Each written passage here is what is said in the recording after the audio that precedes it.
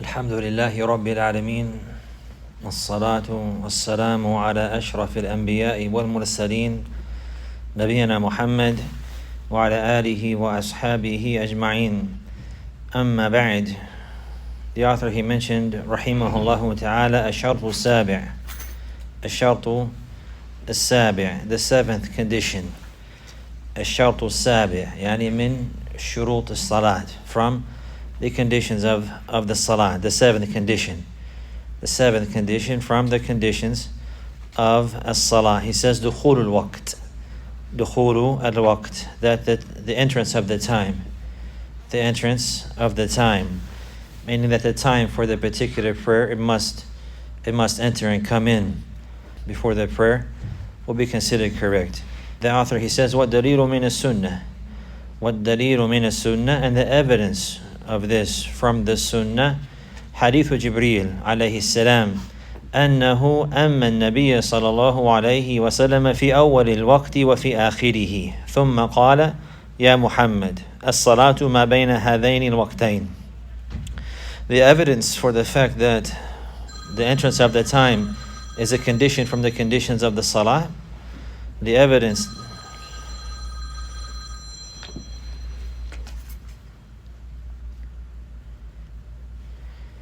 that the entrance of the time is a condition from the conditions of the salat, the author, he says, the evidence from the sunnah.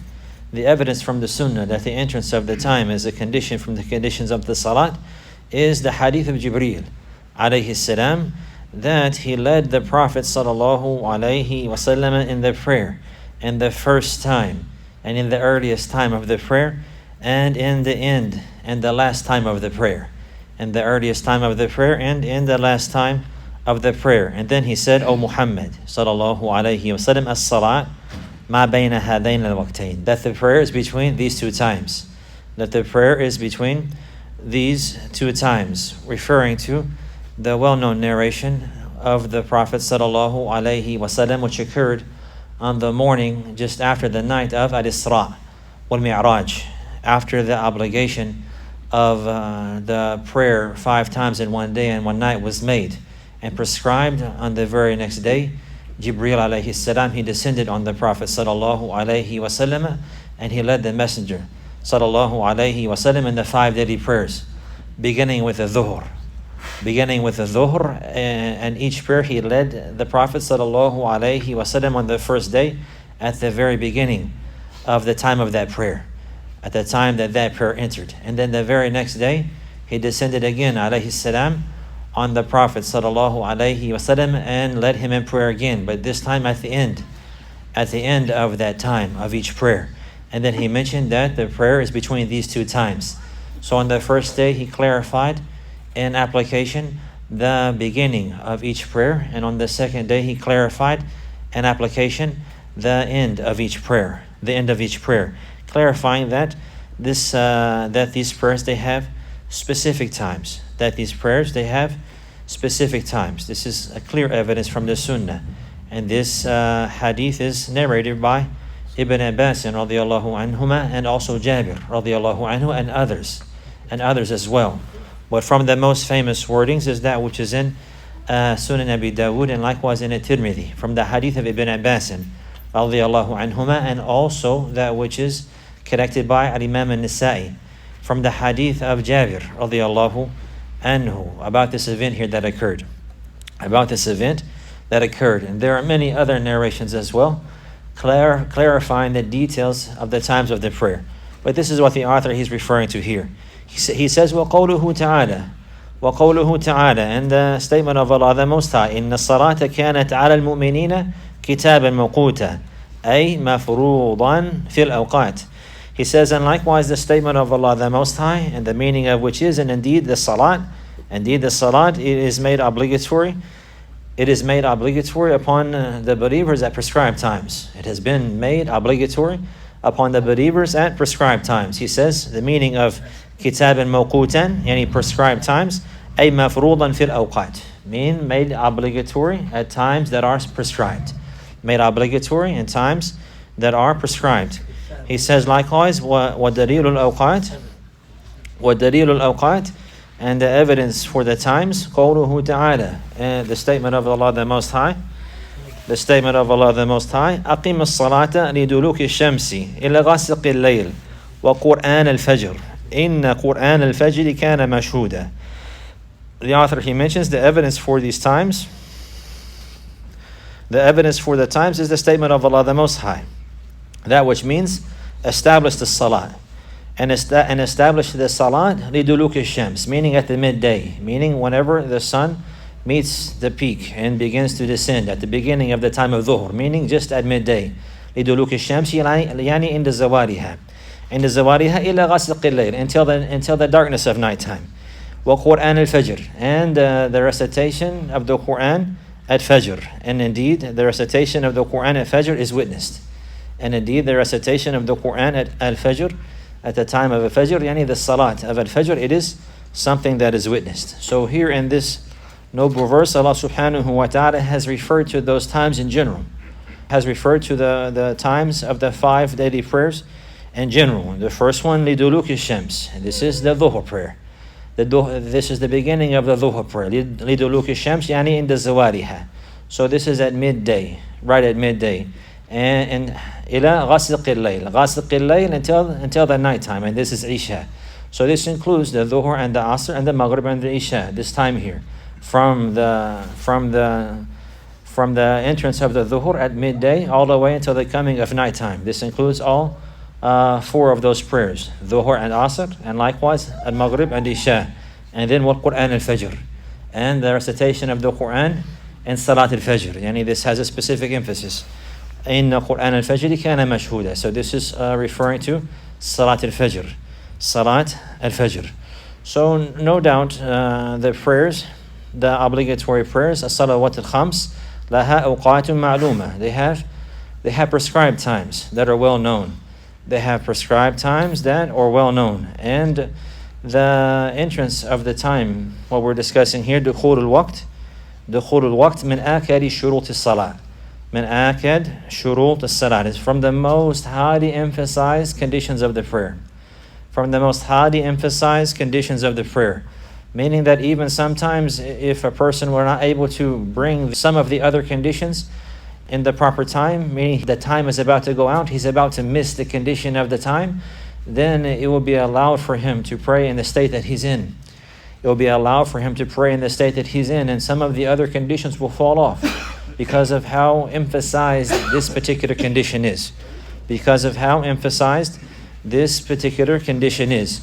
So, for example, if the prayer is to be established and the time is in, and a person, he does not have water to make wudu with, he does not have water to make the tahara with, and the time is going out, then he will leave the water and he will make tayammum if it is available and if he's able.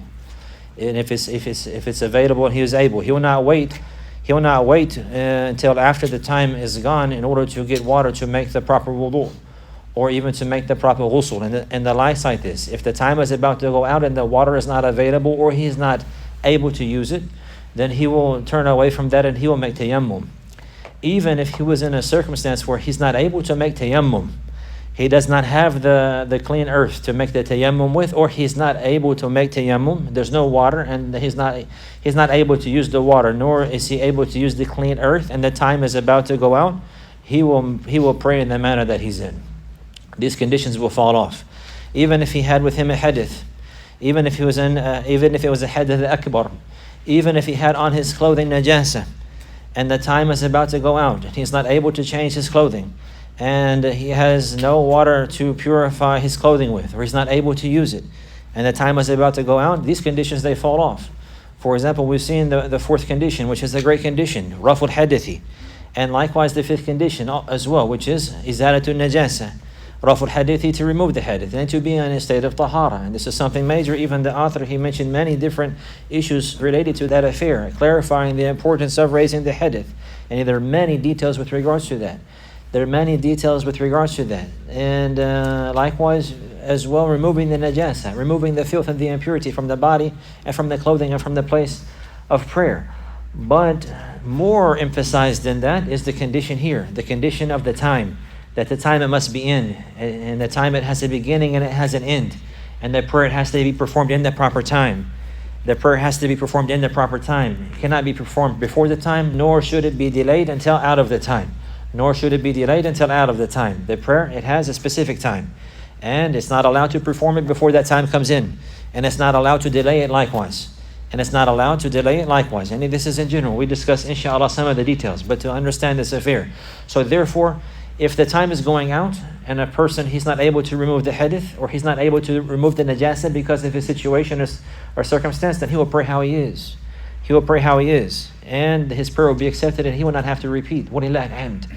So we see a mistake that some of the people, they fall into today, like from those who are in a sickness, for those who are sick, or those who are in the hospitals and the likes like this, and maybe they are immobile, not able to move, not able to use the water, not able to get out of the bed in the proper time for the prayer and the likes like this. So some of them, they think that they will not pray and they will just leave the prayer until later, whenever they are able to move and make wudu, or able to cleanse themselves and the likes like this, and this is wrong. Rather, if their mind is there and the time of the prayer comes in, it's an obligation upon them. It's an obligation upon them, like it's an obligation upon the rest of the believers. The obligation remains upon them and does not fall just because they're not able to bring some of the conditions. Just because they're not able to bring some of the conditions. They already brought the most important conditions, which is al-Islamu wal-Aqlu. Al-Islamu wal-Aqlu wa-Tamyiz. They have those conditions there. So long as these conditions are present, if this issue of the time is going to go out, these other conditions, they'll fall off. These other conditions will fall off because of the importance of this affair. Because of the importance of this affair. So the one who is in a hospital bed, for example, and he's sick, maybe he has a hadith with him, maybe he has a major hadith, maybe he has a minor hadith, either way. Maybe he has najasa on him, on his body. Maybe he has najasa on his body and his clothing. Maybe even in his bed, in the place that he's going to pray because of his circumstance. Maybe he's left in the room for some time by himself, or he doesn't have someone to come clean him in time, or to help him cleanse himself in time. So if the time is coming and going and he has not yet had the opportunity to cleanse himself or make wudu, then he will pray as he is and he will not let the time pass. Then he will pray as he is and he will not let the time pass because of the importance of the condition of the time. So the condition of the time in these dire circumstances takes precedence and is more emphasized. Takes precedence and is more emphasized. So we know from previous classes and studies together, alhamdulillah, that the majority of the people of knowledge, yani from the fuqaha, and likewise from the muhaddithin, whenever they speak about al-ahkam, hadith al-ahkam, they generally start the books with the arkan al-Islam, yani from the deeds, al-ibadat, qism al-ibadat, yani the part about the actions of worship. So they'll begin with the salah, and then the zakat, and then the sawm, and then the hajj, and then the hajj. This is the normal arrangement and order of the books of fiqh. And likewise the books of ahadith al-ahkam. But before salat, they have a chapter first, and that is at-tahara. At-tahara, because that is considered one of the greatest conditions of the salah. So in reality, they don't begin with salah, they begin with tahara. Then the intention is to begin with salah. Salah, that comes first. But lakin miftahu salat at-tuhur. Miftahu salat at-tuhur. As the Prophet sallallahu alaihi wasallam, the key to the prayer is the tahur, is the tahara, is the purity. So they'll begin with the tahara in order to enter into the chapter of salah. This is the methodology of the majority of the muhaddithin wal fuqaha. Like if you look, for example, the book that we're studying, Umdat al-Ahkam, this is the manner, beginning at tahara, kitab al-tahara, then kitab al-salah. Likewise, bulugh al-maram. And the majority of the books, likewise, the books of fiqh are in the same manner. This is the general methodology and arrangement of the people of knowledge with regards to these affairs. Imam Malik, rahimahullah ta'ala, he looked at it a bit different, and he began the Muwatta. Muwatta Imam Malik, rahimahullah, he began with kitabu wuqut al-salah. Wuqut al-salah, yani mawaqit al-salah. And he emphasized this affair. So before even tahara, he began with kitab wuqut al-salah, yani mawaqit al-salah. And then after that, kitab al-tahara. Then after that, kitab al-salah again. So he has kitab al-salah twice. The book of salah twice. Yani the book of salah in the very first chapter. But what is intended here? Kitab al-wuqut, wuqut al-salah. So he began with the salah, but the time of the prayers. And then after that, he went to kitab al-tahara. And then after that, he went back to kitab al-salah, yani the details of the salah and the obligation of salah and so on and so forth, and the Jumu'ah, and to the end of the issues related to the salah. This is just a benefit that the people of knowledge mentioned, clarifying the importance of this particular condition. Imam Malik rahimahullah, he realized this and recognized this. So we see that that's actually correct based upon what has preceded. That if there's ever a conflict between the two, he will not be able to make tahara. He will not be able to make tahara except for out of the time. For example, if a person the time is almost out and there's no water where he's at. He has 5 minutes to pray. 5 minutes before the time goes out. It's Dhuhr time, 5 minutes before Asr begins. He can possibly get some water, but it will be 20-30 minutes until he's able to get his hands on the water to make wudu. Will he delay the time, or will he pray in the state that he is? He'll pray in the state that he is. So therefore, if the dirt is available, he'll still make tahara. He'll still make tahara with the earth and not the water. Even if that's not available, then the time comes first. So he'll pray in the proper time. He will pray in the proper time. He will not wait and delay until later until he's able to use the water. At this time, the obligation or the condition of using the water falls off. The condition of using the water falls off. It goes out because the time is going to go out. This is not only the case with conditions. Some of the conditions, likewise, some of the conditions as is preceded, they will be excused with regards to the case of the time. Likewise, even some of the pillars as well. Somebody who's in a situation he's not able to stand or is not able to face the Qibla for some time, and then that time is going to proceed until the time of the prayer goes out. Then the obligation or the pillar of standing or the pillar of facing the Qibla will fall off, and he will pray in the direction that he is, sitting in the manner that he is, or lying in the manner that he is, and the likes like this. So this is all emphasizing the importance of the time.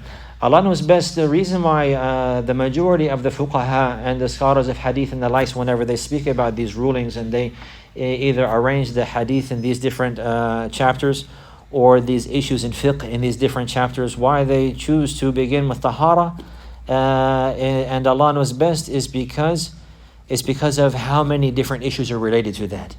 And in the book of Tahara, there are a number of issues. There's a chapter of the type. There's water, the types of water, what water is permissible and what water is not permissible. Likewise, the vessels and containers that contain the water. Some of them are lawful, some of them are not. So there's rulings related here. Then likewise the issue of wudu, and then likewise the issue of ghusl, and likewise the issue of janaba, so on and so forth. And likewise removing the hadith. This is the wudu, and likewise the major hadith, that's the janaba, the ghusl janaba. And then also there's the chapter of removing the najasat. And also there's adab shar'iyya in doing these affairs. There's adab, there's etiquettes and manners in order to remove these impurities, and likewise in order to lift the hadith. So there are a number of masail and issues related to the topic of tahara. So Allah knows best they put this in the beginning because of how many important affairs are related to that. And then many times whenever they begin Kitab al-Salat, they will begin Kitab al-Mawaqit. They'll begin with the times, just as Abdul Ghani al-Maqdisi he did in his work Umdat al-Ahkam. This is all clarifying the importance here of this particular condition. Ash-shartu as-sabi'. So, دخول الوقت شرط من شروط الصلاة. دخول الوقت شرط من شروط الصلاة. That the fact that the time will enter is a condition for the correctness of the prayer. شرط لصحة الصلاة. We know that we're discussing now all of these conditions. They're شروط صحة الصلاة. This is our discussion. The conditions for the correctness of the prayer. Conditions for the correctness of the prayer. These prayers must be obtained and must be brought and performed and maintained throughout the prayer in order for the prayer to be considered correct. But there's also something specific about this particular condition, that not only is it a condition, also it's a sabab. دخول الوقت شرط لصحة الصلاة وسبب لوجوبها. And it's also the reason for its obligation. Meaning, for example, right now, Salat al-Dhuhr is not obligatory upon us. It's not obligatory upon us right now to pray Salat al-Dhuhr. It's not Dhuhr time. Even Salat al-Isha. Salat al-Isha is not obligatory upon us to pray. Why? It's not obligatory for you. Do we have to stand up now and pray? Pray Salat al-Isha? La, because why? Because the time did not enter. So the obligation of that particular prayer is not established until the time enters. So the reason for the obligation of the salah is the entrance of the time. So the people of knowledge, they mention السبب هو ما يلزم من وجوده وجود ومن عدمه العدم لذاته. And it's different from the shart. We took the definition of the shart before. الشرط ما يلزم من عدمه العدم ولا يلزم من وجوده وجود ولا عدم لذاته. We discussed this before. The definition of a condition and the terminology of the scholars of usul al-fiqh. Likewise, the sabab is another term that they use. السبب من الأحكام الوضعية من الأحكام الوضعية. السبب هو ما يلزم من وجوده وجود ومن عدمه العدم. Yani if the reason is there, the ruling is there. And if the reason is not there, the ruling is not there. So the reason for the obligation of Salatul Fajr, for example, is that the Fajr has risen. So if the Fajr does not rise, then the Fajr is not obligatory. And the reason for the obligation of the Dhuhr is that the sun will reach the Zawal, the middle of the sky, and then it will move. It will begin to move to the west. It will begin to move to the west. It will come moving from the east all the way till it reaches the peak of the sky, and then it will begin to move in the other direction. Whenever it begins to move in the other direction, this is called Zawal. So the Dhuhr begins at this time. So if it's before Zawal, then the obligation of Dhuhr had not yet been established, because the reason is not established. The rest of the conditions, they're only conditions for the correctness of the prayer. But the issue of dukhul al-waqt, the entrance of the time, this is a condition for the correctness of the prayer and a reason for the obligation of the prayer. And a reason for the obligation of the prayer. So these are some very important points with regards to this affair. Also to emphasize and also to emphasize the importance of this affair is what the people of knowledge, they have mentioned, that there's a consensus, there's an ijma' from the people of knowledge that the one who prayed before the time, his prayer is not accepted, regardless of his situation. Somebody who prayed before the time came in, whether he did not know, or he forgot, or he was negligent, or whatever the excuse may be. Somebody told him wrong. Somebody told him it was Dhuhr time, and actually they looked at their clock and maybe their clock was wrong, for example, for one reason or another. And he prayed at the wrong time before Dhuhr came in. His prayer is not accepted by consensus of the people of knowledge. Shaykh al-Islam ibn Taymiyyah, he mentioned about this, rahimahullah, he says, وَالْوَقْتُ شَرْطٌ مَا الْعِلْمِ وَالْجَهْلِ وَالْعَمْدِ وَالنِّسْيَانِ. That the time, the entrance of the time, is a condition for the prayer, along with knowledge and ignorance and intention and forgetfulness. With knowledge, meaning a person, whether he knew or not, knowledge or ignorance, whether he knew or he did not know. He knew that the time was not in, or he did not know that the time was in. He knew the time or he didn't know the time. It's still a condition. He intentionally prayed before time or forgetfully prayed before time, and he did it on purpose or he did it on accident. It's still a condition. And meaning there's no excuse here. He said, فَمَنْ صَلَّى قَبْلَ الْوَقْتِ لَزِمَتْهُ الْعِيَادَةِ فِي الْوَقْتِ لكن إن كان معذورا مثل المطمور أو المغيم عليه فلا إثم عليه وإن فعل ذلك عمدا آثما. This is the end of his statement, rahimahullah ta'ala. So it says, so whoever prayed before the time, it's an obligation for him to repeat that prayer in the time. Whoever prayed before the time, it's an obligation for him to repeat that prayer in the proper time. And if he had an excuse, for example, someone who is matmur or mughayyam alayhi, the matmur, somebody who is under the ground, he's held captive under the ground. Somebody who is, for example, in a cell and he's not able to see the time. Or somebody who is mughayyam alayhi, there's clouds in the sky and he's not able to see the sky to identify the time. And these are the examples that he made. But this is not limited to that. So the issue now is that any person who prayed at the wrong time, if he had an excuse for why he prayed at the wrong time, there's no sin upon him. But he still has to repeat the prayer if he finds out. If he's informed or he learns that he prayed at the wrong time, he has to repeat that prayer. If it was an accident, he has an excuse, then there's no sin upon him. And if he were to do that on purpose, he were to pray intentionally before the time enters, then this is a sin. This is along with the fact that prayer is not accepted, he's considered sinning. وَلِيَعْذُ بِاللَّهِ. So one will not pray one will not pray intentionally before the time comes. Some people, maybe they're in a hurry.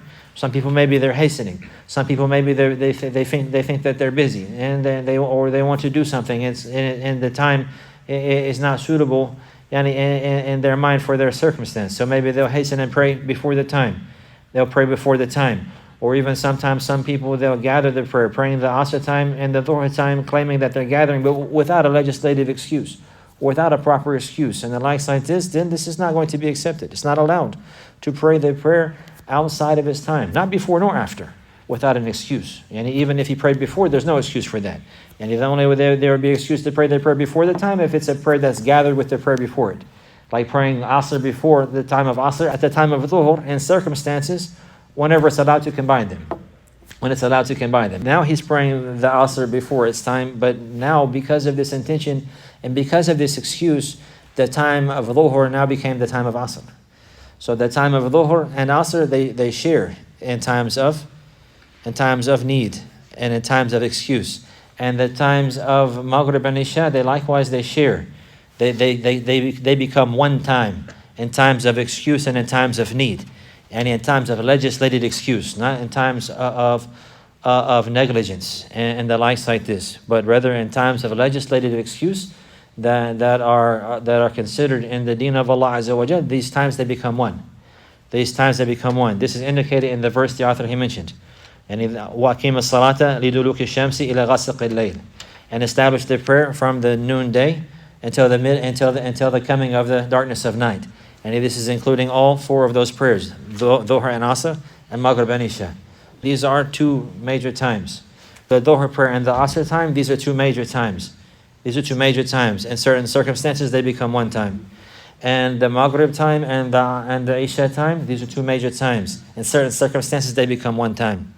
In certain circumstances, they become one time. As for the Fajr, it only has one time. As for the Fajr, it has only one time. It has only one time.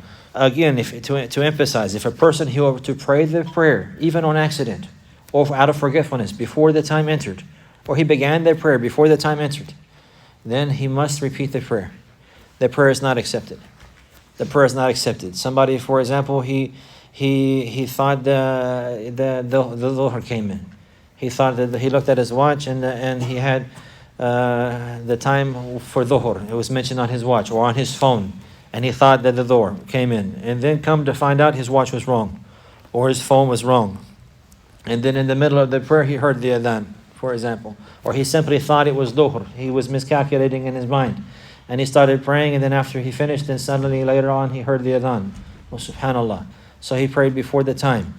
What is the ruling for his prayer? It's not accepted. Then he has to repeat it. He has to repeat the whole prayer. If it was an accident, he's not sinning. And there's no blame on him. But as for the obligation and the responsibility of that prayer, it's not lifted. It's not lifted until he prays again in the proper time. In the proper time. And also it's not allowed to delay the prayer. It's not allowed to delay the prayer until the time goes out as well. And if a person he did that without an excuse, then this is a great sin. وَلِيَعْذُ بِاللَّهِ. But he will have to make that prayer up. And he will have to make that prayer. So if a person he delayed the Dhuhr time, for example, because he was scared to pray at work, or whatever the reason, and he knows it's time for him to pray, and he didn't pray with the intention to pray when he's done doing what he's doing. With the intention to pray when he's done doing what he's doing. But he will not be done doing what he's doing until the time goes out. Till the time goes out. And this thing that he's doing does not excuse him and allow him to combine prayers. To combine prayers. So then if he delayed that, then the obligation doesn't fall off. And this is a major sin in itself. The fact that he's delaying out of the time without an excuse. But he still has to make that up. He still has to make that up. He'll have to make that up even if it's outside of the time, and Allah knows best. And Allah knows best. As for if he were to sleep and to miss the time on accident and the likes like this, and he was not negligent in his sleep, then he's not sinning. And the time for that prayer is whenever he wakes up and remembers. Or even if he forgot. Even if he forgot. And he forgot literally, and he innocently, he forgot that he didn't pray and the time went out. And then he remembered after the time went out, then he will pray as soon as he remembers. And there's no sin or blame on him. And the prayer is performed properly in his right. in his right. So the point is to realize that the prayer, it has specific times. And each prayer has a beginning and an ending. And in general, so long as the prayer is performed in its specific time, it's considered correct. It's considered correct. For every prayer, it has a specific time. So there's 5 obligatory prayers. So that means there's 5 times. You understand this? There's 5 obligatory prayers, and every prayer has its own time. And every prayer has a beginning and an ending. So in general, so long as the prayer is performed in its time, then the person, he has fulfilled the right, the prayer is accepted, and the obligation has fallen off. And the obligation has fallen off. There are details, inshallah, we're going to take in this particular topic, and maybe we take a class or two in this so that we can go into a bit of brief detail. Inshallah, it will be light for us and benefit for us. So some of these times, they have 2 times. And some of these times, they have 2 aspects. Waqt al-ikhtiyar wa waqt al-ittirar. We'll talk about them in detail, inshallah. For example, the Asr time. The Asr time has 2 times. And a time that you're supposed to perform it in, and a time that it's allowed to perform it in times of necessity. We'll talk about the details, inshallah. There's a time that's allowed to perform it in, and if you perform it in that time, you perform the obligation properly, and there's no sin upon you whatsoever. And if you delay it beyond that time without a reason, and you perform it in the delayed time, the prayer is still considered correct, along with the fact that the person is sinning by delaying it without right, by delaying it outside of the proper time without right. As for the one who has an excuse, then he can pray it in that time, and there's no blame on him, and Allah knows best. There's no blame on him, and Allah knows best. Some of the people of knowledge, likewise, they mentioned about the Isha time has a similar issue. Waqt al-ikhtiyar or waqt al-ittirar. Yani waqt al-ikhtiyar, which is the time that the one who performs the prayer in that time, he is freeing himself of blame, fulfilling that obligation, and there's no sin upon him. As for the one who delayed it to the other time, then this is allowed in circumstances when one has an excuse. When one has an excuse. As for if he didn't have an excuse, then he would be considered sinning. It's not allowed to delay it to that time. It's not allowed to delay it to that time. So in general, the prayers are when one comes in, whenever it goes out, the next one comes in. Like for example, the Dhuhr prayer, whenever it comes in right at the time of Zawal. Yani whenever the sun reaches the peak of the sky, and then it begins to move to the west. At this time, at high noon, not 12 o'clock in American time, at high noon, at midday, yani according to the precise calculation, not 12 o'clock here because they play with the times. But at that time, whenever the sun reaches the middle of the sky, then it will start to move to the other direction. At this time, the Dhuhr comes in. Then it will continue. All the way until that time goes out. All the way until the time of Dhuhr goes out. Whenever the Dhuhr goes out, the Asr starts immediately. And then the Asr is going to continue all the way to the setting of the sun. When the sun sets, now the Asr is finished and the Maghrib begins. The Asr is going to go all the way to the sunset. Whenever the sun starts to set, now the Asr ends. Whenever the sun goes behind the horizon, now the Maghrib begins. And then the Maghrib is going to continue all the way until the darkness settles in entirely, and the lights and the red colors and the horizon go away entirely, and darkness settles in, and now the Isha begins. And the Isha continues all the way until the middle of the night. And then for those who are in need, Wallahu Alam, it continues all the way until the coming of the Fajr. So this is the general time of the prayer. So long as a person performs it in his proper time, the obligation of that prayer has been fulfilled, and he is free of blame with regards to that. And the responsibility has been lifted. The author, he mentioned a number of evidences. From them is a statement of Allah subhanahu wa ta'ala, إِنَّ الصَّلَاةَ كَانَتْ عَلَى الْمُؤْمِنِينَ كِتَابًا مَوْقُوتًا. This is from the fundamental evidences with regards to this issue. إِنَّ الصَّلَاةَ كَانَتْ عَلَى الْمُؤْمِنِينَ كِتَابًا مَوْقُوتًا. That indeed the prayer has been made obligatory on the believers at prescribed times. The prayer has been made obligatory upon the believers at prescribed times, or has been prescribed upon the believers at obligatory times. And these prescribed times, they are obligatory to observe. These prescribed times, they are obligatory to observe. So the author, he says, أي مفروضا في الأوقات. To interpret the meaning of this. What does it mean, كتابا موقوتا? He says, رحمه الله, مفروضا مفروضا في الأوقات, meaning made obligatory in the times, in the specific times. Made obligatory in the specific times.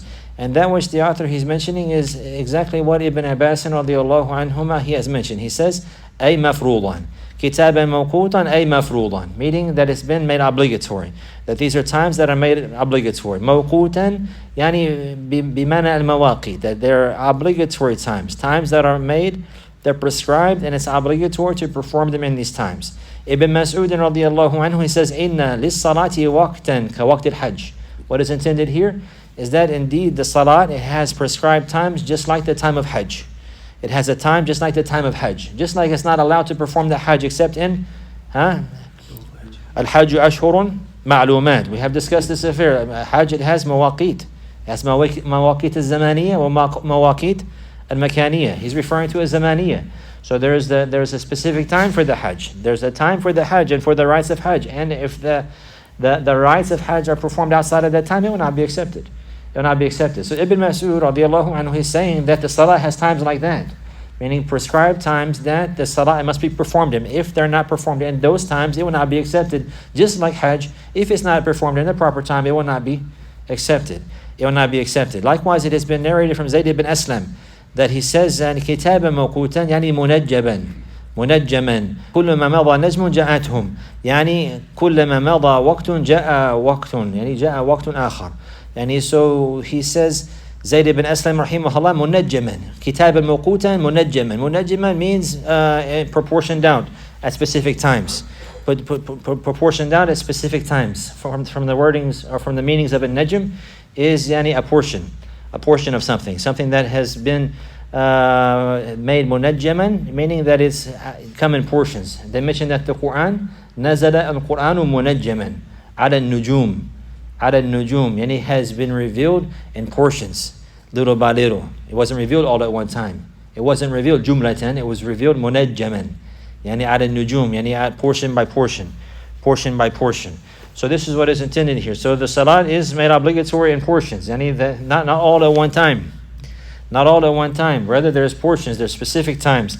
And Ibn Kathir, he mentions what he means. كُلَّمَا مَضَى وَقْتٌ جَاءَ وَقْتٌ. Yani every time one time comes, every time one time goes out, another time comes.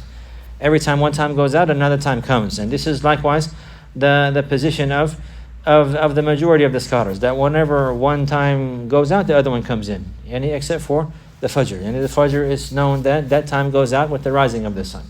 The rising of the sun. And it's not connected to another time. As for the Dhuhr and the Asr, whenever the Dhuhr goes out, the Asr comes in. And then whenever that one goes out, the Maghrib comes in. And whenever the Maghrib goes out, the Isha comes in. In this manner like this. So whenever one goes out, the other one it comes in. إِنَّ الصَّلَاةَ كَانَتْ عَلَى الْمُؤْمِنِينَ كِتَابًا مَوْقُوتًا. That indeed the prayer has been prescribed upon the believers and made obligatory at specific times. And made obligatory at specific times. So this is what the author he's referring to. Likewise, the author he mentioned rahimahullah ta'ala another verse, yani with regards to the obligation of these times. Allah he mentioned أَقِيمَ الصَّلَاةَ لِدُلُوكِ الشَّمْسِ إِلَى غَسَقِ اللَّيْلِ وَقُرْآنَ الْفَجْرِ إِنَّ قُرْآنَ الْفَجْرِ كَانَ مَشْهُودًا. And he ordering the Prophet sallallahu alaihi wasallam. This is an order to the Messenger sallallahu alaihi wasallam, which is an order likewise for his followers to follow him with regards to أقيم الصلاة لدلوك الشمس. Ibn Abbas radiallahu anhuma, he says دلوكها زوالها دلوكها زوالها لدلوك الشمس لزوال الشمس. So this is a reference to زوال الشمس. The Shams is, what's the Shams? The sun. The Shams is the sun. We have to learn vocabulary words. We have to learn vocabulary words. Shams is the sun. So Zawal is Shams. The Zawal means whenever the sun reaches the middle of the sky. And then it moves. The sun rises in the east. The sun rises in the east. Right? These times of the prayer are connected to signs from the signs of Allah. And even the legislation of the times of the prayer, these are ayat from the ayat of Allah Azza wa Jal. And these times, they're related to the ayat of Allah Azza wa Jal. Great signs indicating the greatness of the power and the majesty and the glory and the supreme wisdom and knowledge of Allah Azza wa Jal and His mercy, and that He's able to do all things. That He's able to do all things. And the nighttime is completely dark, and then the light comes slowly until the Fajr comes. And it breaks the horizon gently, in that manner, and then it rises and rises until full day comes. until it gets into the middle of the sky. So the sun, it rises. It rises, and then it rises in the east, and then it will continue all the way till it gets to the middle of the sky. At the time it gets to the middle of the sky, this is called the zawal. In Arabic, this is called the zawal. When it gets to the middle of the sky and then it moves, this is called the zawal. This is called the zawal. So whenever the sun rises, if someone notices, will find that the shadows of things, they're tall, and they're in the opposite side, on the west side. So as the sun is rising, the shadows are getting smaller and they're moving. The shadows are getting smaller and they're moving. So from the means to identify the time of the prayer is to identify the shadows. The shadow is called the dhil. Dhil. This is the shadow. And before dhuhr, it's called dhil. After dhuhr, they call it the fay. So if you have a flat land outside, a flat area, it's all flat, and you take a large stick and you put it in the ground. A long stick, a tall stick, and you put it in the ground, and you watch. After the sunrise, you watch the shadow. The shadow will move. The shadow will move. This is all from the signs of Allah subhanahu wa ta'ala, because the sun is moving. Because the sun is moving by the command of Allah. And the most gentle and easy and beneficial manner for life to exist on earth. The people of knowledge of these affairs, scientists and the likes like this, they say if the sun was any closer or any further or a little bit hotter or cooler, there would not be life on earth. And to have life on earth is an exact equation. Things have to be in exact perfect order for life to be as it is. And we have to have this heat, and we have to have water, and all of these things that are alive, they have to be in the position that they're in. And it is Allah subhanahu wa ta'ala who has created His creation, and He is the one by His command is holding everything in its place, in its position. Everything in its place, in its position. وَالشَّمْسُ لَا يَنْبَغِي لَهَا أَن تُدْرِكَ الْقَمَرَ وَلَا لَيْلُ سَابِقُ النَّهَارِ وَكُلٌّ فِي فَلَكٍ يَسْبَحُونَ. The sun never catches the moon, and the night never catches up with the day, but they keep moving in alteration, time after time. The point is, whenever the sun is rising, then you'll see on the shadow, if you have that tall stick, you'll see the shadow, it is there. It'll start to move and start to decrease. All the way till the sun, it gets to the middle of the sky. Whenever the sun gets to the middle of the sky, the shadow will stop moving. It's getting shorter and shorter and shorter and shorter, depending on the position of that person in the earth, how close he is to the equator or not, depending on his closeness to the equator, will determine how long the shadow is at the time of dhuhr, at the time just before dhuhr. Those who are closer to the equator, then the shadow is going to be shorter. Those who are closer to the North Pole, the shadow is going to be longer. But the point is now is that the shadow is not going to go all the way away, except for on certain days and lands like Mecca, and lands that are very close to the equator. In certain days in the year, then there will be no shadow whatsoever. But that's not something that happens daily. So the point is that the sun will rise, and the shadow will keep decreasing, moving and decreasing until the sun gets to the middle of the sky. They call it kabad as-sama. Until the sun hits the middle of the sky, that shadow will reach a point where it stops moving. And then, after one moment, the sun will go to the west. It will fall to the west and start going the other way. Now the shadow will start going the other direction and growing again. At this time, dhuhr entered. At this time, dhuhr entered. So we're going to find out the way to identify the time for dhuhr is like this, and from the shadow. How do you know whenever the sun reaches the middle of the sky? Whenever the shadow stops moving. How do you know whenever the dhuhr time is entered? Whenever the shadow starts growing again and moving in the other direction. It starts to grow. It will move, and then it will stop for a brief moment. Allahu Akbar. And then after that, it will start going to the other direction. And the shadow will start moving again and growing and going the other way. At that time, when the shadow starts to move again in the other direction, going to the east now, this is the time for dhuhr. This is the time for dhuhr. This continues until that shadow, not the whole shadow. You have to count. For example, if we have that stick, at the time of dhuhr, you put a mark there on the shadow that's left. You don't count that. That's called fay'uz zawal. This is the shadow of the zawal. That portion you don't count. And then the dhuhr continues all the way until from the point that's left and the end of till that shadow becomes the distance of that stick.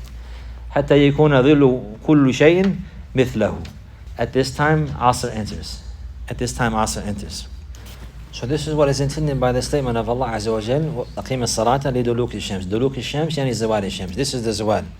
So establish the prayer at the time of the zawal, meaning directly at midday, as soon as the dhuhr time comes.